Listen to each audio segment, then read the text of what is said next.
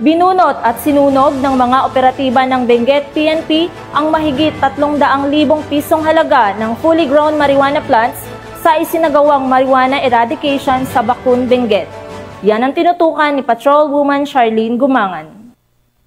320,000 halaga ng fully grown marijuana plants ang nadiskubre ng mga kapulisan ng Benguet sa isinagawang marijuana eradication sa Bakun, Benguet nito lamang ika-4 ng Hunyo 2025. Batay sa ulat, naging matagumpay ang operasyon dahil sa pinagsanib puwersa ng mga operatiba sa pangunguna ng Benguet 1st PMFC, katuwang ang Bakun Municipal Police Station, Provincial Drug Enforcement Unit, Benguet PPO at iba pang mga ahensya. Nagresulta ang operasyon sa pagkadiskubre ng isang plantasyon ng marijuana sa isang communal forest na may tinatayang sukat na 200 metro kwadrado na may tanim na humigit kumulang 1,600 piraso ng fully grown marijuana plants na nagkakahalaga ng 320,000 standard drug price. Bagamat walang nahuling cultivator, binunot at sinunog ng mga operatiba ang pinagbabawal na tanim sa mismong lugar at kumuha ng sapat na sampol upang isamit sa Provincial Forensic Unit Cordillera para sa karagdagang pagsusuri. Ang matagumpay na operasyon ng kapulisan ng Benguet ay patunay na kaisa ang pambansang pulisya sa pagpapaigting ng kampanya kontra ilegal na droga bilang pagsuporta sa adhikain ng administrasyon para sa isang mas mapayapang bagong Pilipinas. Mula dito sa Region Cordillera,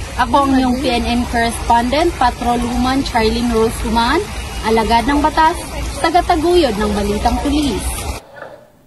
Maraming salamat, Patrolwoman Gumangan.